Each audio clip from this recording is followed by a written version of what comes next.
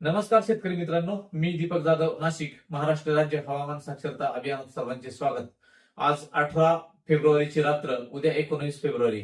उद्या 19 फेब्रुवारीला महाराष्ट्राचे नवे नवे संपूर्ण हिंदुस्थानचे आराध्य दैवत श्रीमंत छत्रपती शिवाजी महाराज यांची जयंती. त्यानिमित्त महाराजांना आपल्या या महाराष्ट्र राज्य हवामान साक्षरता अभियानातर्फे सर्व शेतकरी बांधवांतर्फे मी छत्रपती शिवरायांना अभिवादन करतो. आणि मित्रांनो बघा, उद्या 19 तारखेपासून कशा पद्धतीनं वातावरण असेल ते देखील बघूया. परंतु मित्रांनो, तर आज जर बघितलं तर राजस्थान, कोटा, शिकर, अलवर आणि अजमेर ह्या भागामध्ये आज चांगला पाऊस त्या ठिकाणी झाला. 30 ते 40 मिलीमीटर पाऊस त्या भागात झाला. तर जी काही मॉइश्चर फिलिंग आहे ती अरबी समुद्रातून जाते, त्याचा थोडाफार परिणाम आपल्यावरती आज ढगाळ वातावरण झालं होतं. तर प्रेरित चक्रवाती अभिसरण म्हणजे इंड्यूस सायक्लोनिक सर्क्युलेशन हे फक्त कुठे बनते? देशाच्या वायव्य भागामध्ये, म्हणजे पंजाब, हरियाणा, राजस्थान, मध्य प्रदेशचा भाग आणि दिल्ली एनसीआरच्या भागामध्ये जे इंड्यूस सायक्लोनिक सर्क्युलेशन बनतं. हे का बनत असतं? तर प्रेरित चक्रवाती अभिसरण म्हणजे जे काही डब्ल्यूडी येत असतात, ते काही वेळेस तिथे एक लो प्रेशर सिस्टम तयार होते आणि वारे जी फिरतात ती चक्रवाती सिस्टम हळूहळू पुढे हिमालयाकडे जाऊन, उत्तर प्रदेशकडे जाऊन ती नष्ट होते. परंतु बघा, आज राजस्थानवर, काल सेंट्रल पाकिस्तान म्हणजे या भागात, काल अफगाणिस्तान आणि पाकिस्तान या भागात होती, ती आज राजस्थान पासून ती उद्या दिल्ली एनसीआर आणि मध्य प्रदेशच्या भागात प्रवेश करेल. तर कालचा हा मॅप होता. तर आज या ठिकाणी जोरदार पाऊस तो कोटा वगैरे राजस्थान त्या भागात झाला. उद्या ते सर्क्युलेशन पुढे सरून छत्तीसगड आणि नागपूरच्या ह्या भागामध्ये थोडाफार पावसाची शक्यता अगदी अगदी एकदम छत्तीसगड ह्या भागामध्ये शक्यता आहे. नंतर ते या ठिकाणी नष्ट होऊन जाईल. तर मित्रांनो बघा, आता जे काही आज वातावरण बनलं होतं ते जी मॉइश्चर फिडिंग ही ह्या बाजूने ही इथे भेटत होती आणि नंतर जेव्हा पुढे सरकेल ती ही मॉइश्चर त्या फीड बंद होऊन जाईल. त्यानंतर आपण बघू शकता की कशा पद्धतीने ह्या भागामध्ये हे जे आहे हे संपूर्ण पावसाचं वातावरण होतं आणि इकडे खाली देखील एक लो प्रेशर सिस्टम आहे.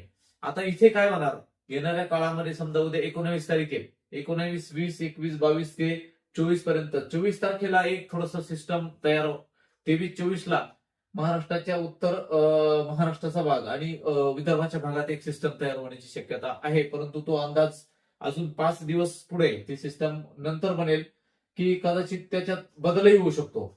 फक्त विंडी ऍप जे थोडस आज काही दाखवतं म्हणून काही लोकांनी त्याच्यावरती अंदाज पाहून सांगितलं की गारपीट होऊ शकते, वादळ होऊ शकतं, पण तसं काहीही नाहीये. शेतकऱ्यांनी घाबरून जाऊ नये. तर मित्रांनो बघा, कुठल्या ज्या सिस्टम असतात 4-4, 5-5 दिवसाचे त्याच्यात मोठा बदल होत चालतो. एक लक्षात घ्या, ही सिस्टम ही ह्याच भागात आहे आणि जी उत्तर भारतातली सिस्टम आहे ती फक्त ह्या भागात आहे. त्यामुळे जो मधला भाग आहे आपला महाराष्ट्राचा, याच्यामध्ये असा खूप मोठा पाऊस होईल अशी सिस्टम सध्या तर नाहीये. फक्त 23-24 तारखेला ती ढगाळ जास्त वातावरण होणार आणि आजही ढगाळ वातावरण खूपच होतं. कारण बघा, सिस्टम दूर जरी असल्या तरी 500-700 किलोमीटर पर्यंत त्याचं जे काही इंटेन्सिफाय इंडेक्शन त्या ठिकाणी होतं ढगांचं आणि त्याच्यामुळे तो थोडाफार पाऊस त्या ठिकाणी त्या भागात झाला. महाराष्ट्राच्या ह्या भागामध्ये मात्र ढगाळ परिस्थितीच बनली, पावसाची शक्यताही नाहीये आपल्याकडे. अशा पद्धतीने ते सायक्लोनिक सर्क्युलेशन इथे होतं. नंतर आज कोटा या भागात भरपूर पाऊस झाला आणि ते उद्या या भागात निघून जाणार. त्याचा परिणाम थोडं ढगाळ वातावरण राज्यावरती होईल, कारण सिस्टम जरी दूर असली तरी थोडीफार वॉटर वेपर पसरते आणि त्याचा परिणाम आपल्याकडे ढगाळ वातावरण हे होत असतं. 18 तारखेला दुपारी असा एक पट्टा, जो मी बोललो होतो की इकडे पावसाचा शक्यता, तर असा एक उत्तर महाराष्ट्रावरून खाली पट्टा होता म्हणून ढगाळ वातावरण झालं होतं. कदाचित 23 आणि 24 तारखेला ही जे ढगाळ परिस्थिती जे आयएमडीचं जीएफएस मॉडेल दाखवतं, तर याच्यामध्ये बदल होणार आहे. कारण अजून 5 दिवस आपल्याला जायचे आपल्याकडे.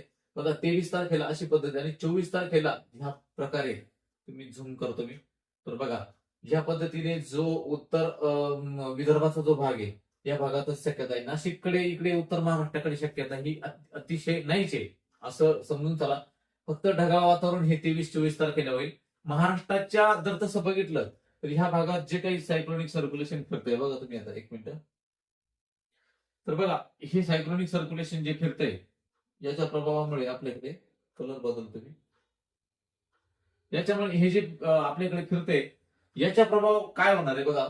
इथे साधारणपणे थोडंसं महाराष्ट्राच्या दिशेला असं विंडी टीव्ही या ठिकाणी दाखवते ढगाळ वातावरण, परंतु त्याच्यात चेंजेस होणार आहे 5. म्हणून संपूर्ण महाराष्ट्रामध्ये कुठल्याही पावसाची शक्यता नाहीये, लक्षात घ्या हा अंदाज. आणि फक्त ढगाळ वातावरण 23-24 तारखेला होईल. झालाच तर विदर्भाच्या ह्या भागामध्ये थोडाफार शक्यता जाणवते, परंतु त्यातही अजून 5 दिवस जायचे, म्हणून पावसाची शक्यता ही अजिबात नाही. इकडे उत्तर महाराष्ट्रात तरी शक्यता ही बिलकुलच नाहीये.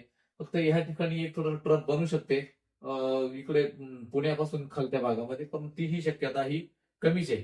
तर याच्यावरती आपण अपडेट देत राहू की 23-24 ला काय त्याच्यामध्ये बदल होतो. जर काही बदल झाला तर माझा व्हिडिओ त्या ठिकाणी येईल. धन्यवाद.